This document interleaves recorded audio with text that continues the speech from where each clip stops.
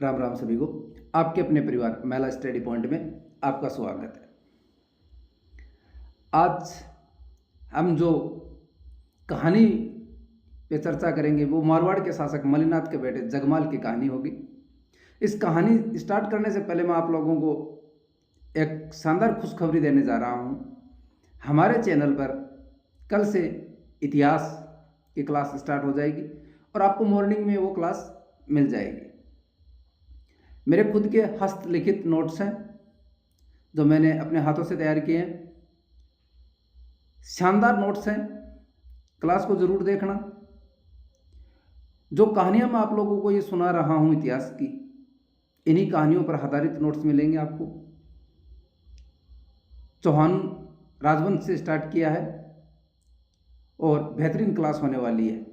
लंबी चौड़ी क्लास नहीं होगी, लगभग 20 से 25 मिनट उससे कम तक की क्लास रहेगी चौहानों की उत्पत्ति के बारे में। उस क्लास के अंदर को आप देखना, अच्छे से पढ़ना, नोट्स बताना किस प्रकार हैं और कमेंट ज़रूर करना कि अब मेरे नोट्स कैसे हैं, आपको कैसे लगे, मेरी क्लास कैसी लगे। और सुबह वाली क्लास को देखना ना भूलें।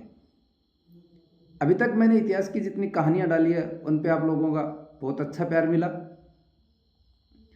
और पाँच छः दिन से हमारी जो कोई कहानी नहीं आई, इसलिए मैं राजस्थान इतिहास के नोट्सों में लगा हुआ था और वो कल तैयार हुए और आज उन पे काम हो गया।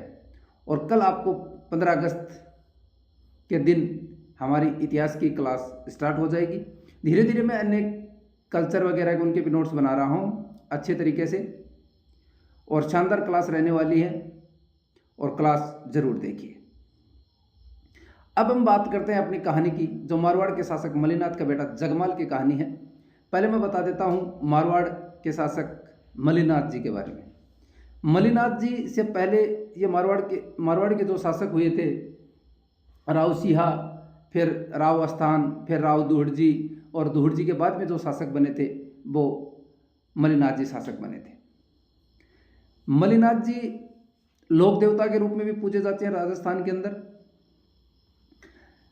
मलिनाथ जी भी अपने समय के बेहतरीन शासक हुए थे।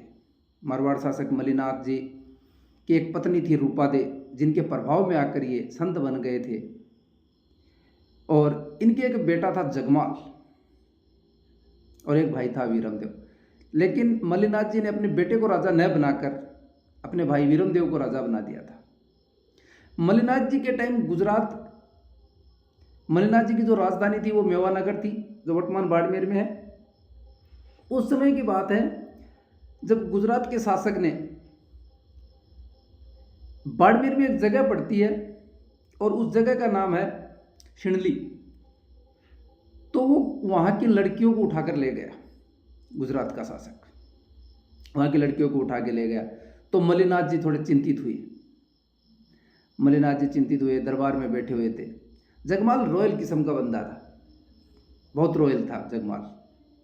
उसको कोई दुख नहीं था कि वो राजा भी वीरमदेव को बना दिया था, तो उसको भी कोई दुख नहीं था। अब वो सुबह सुबह दरबार में आया, सारे बैठे हुए थे दरबार के अंदर। आते ही, और बाबा कैसे हो, फिल्मी स्टाइल में मलिनाथ जी ने कहा, तेरे जैसी औलाद हो तो फिर चैन का। स्वाभाविक सी बात है, अपने माता पिता भी हमारी बेइज्जती उस समय करते हैं जब 2-4 घर परिवार के लोग बैठे हुए या कोई बाहर से आया हो, उस समय बहुत तकड़ी बेइज्जती करते हैं। वैसे जगमाल के साथ हो। अब जगमाल ने कहा कि बात क्या हुई। बोले बात ये हुई कि गुजरात का शासक हमारी लड़कियों को उठा के ले गया। मलिनाथ जी ने यह बात जगमाल को बताई। जगमाल को थोड़ा सा, बोले बाबा टेंशन क्यों लेते हो, लड़कियों को मैं लेके आऊँ, तो तेरे भरोसे तू लड़कियों को लेके आएगा। जगमाल को और बुरा लगा। बोले बाबा आप जाओ, लड़कियों को मैं लेके आऊँगा। बोले ठीक है, हो गए, आ गई लड़कियाँ। अब मलिनाथ जी ने यह बात उनको बोली, जगमाल को थोड़ा बुरा लगा। जगमाल बाहर आया, अपने दोस्तों के पास पहुंचा, जोश जोश में बात तो कह दी कि गुजरात से लड़कियों को मैं ले आऊँगा। दोस्त ने कहा कि पागल है, तो अपने बाप की क्यों वाट लगा रहा है? होना जाने तेरे से कुछ है नहीं और तू बोल रहा है। मल्लाह जी ने कहा चलो पार्टी करते हैं। पहले बैठे चारों पांचों दोस्त, लगाया होगा हल्का हल्का पैक। तभी एक दोस्त ने कहा, ये तेरे पापा ने ठीक ही तो कहा था, तू कोई काम का नहीं है। मैंने कहा चुप, कल गुजरात पे आक्रमण करेंगे। एक ने कहा पागल है तू, गुजरात पे आक्रमण करेगा?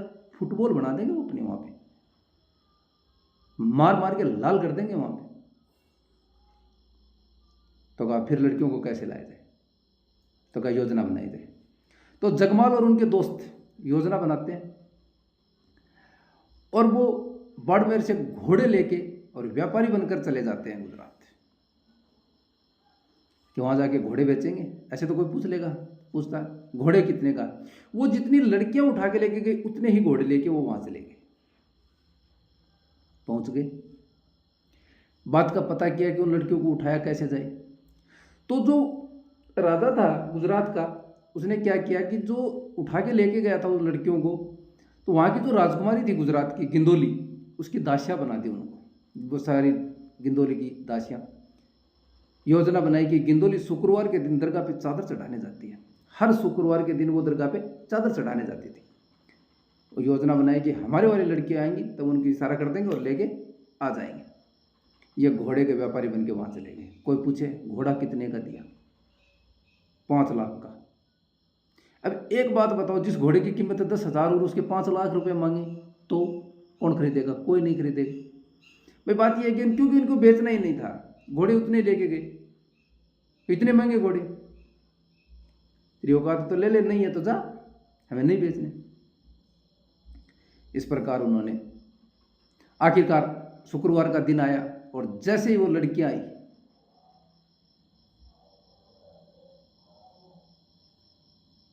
जगमाल ने इशारा किया, लड़कियां समझ गई। यार राजकुमार था, उसको कौन नहीं जाने, सारी लड़कियां जानती थी उसे, जगमाल को।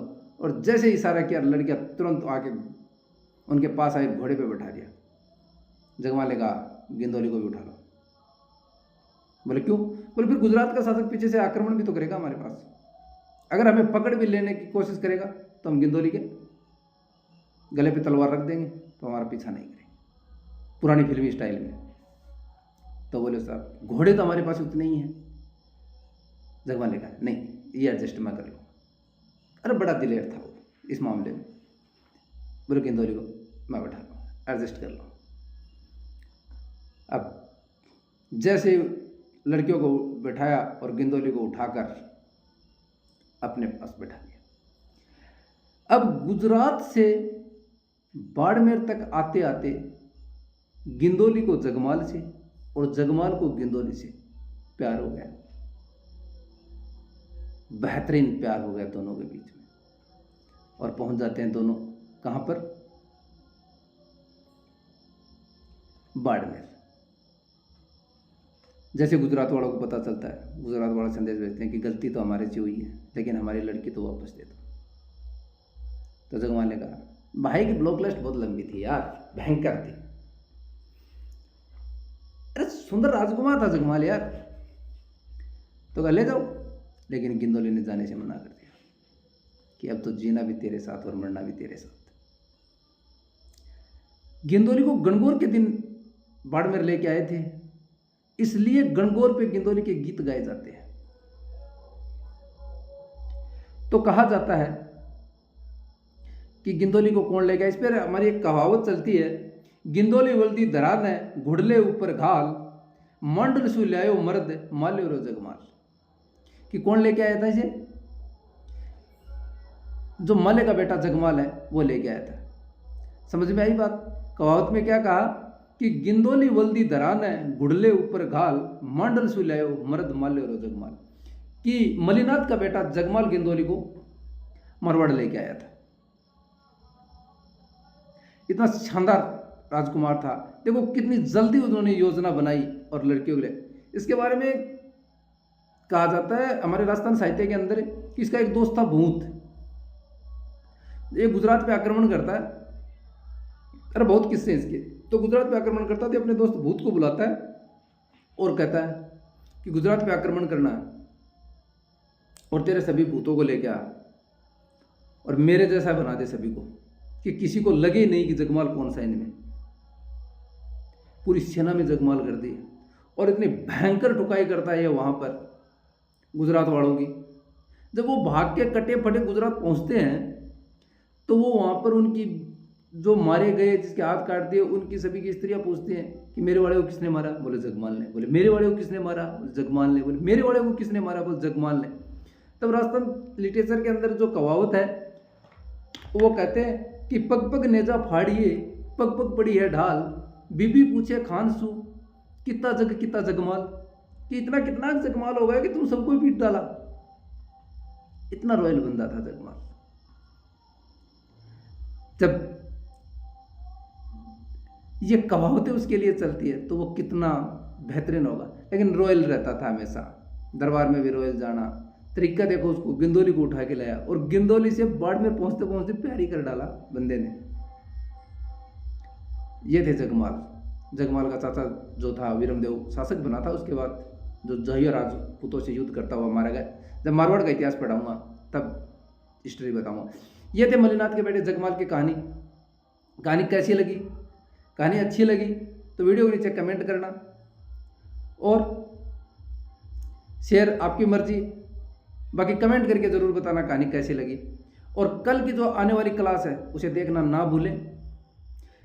हस्तलिखित नोट्स है, PDF दूंगा मेरे टेलीग्राम चैनल पर @महिला स्टडी पॉइंट पर आपको PDF मिलेगी। जो क्लास में पढ़ाऊंगा उन्हीं की जो आपको PDF फाइल है वो मिलेगी।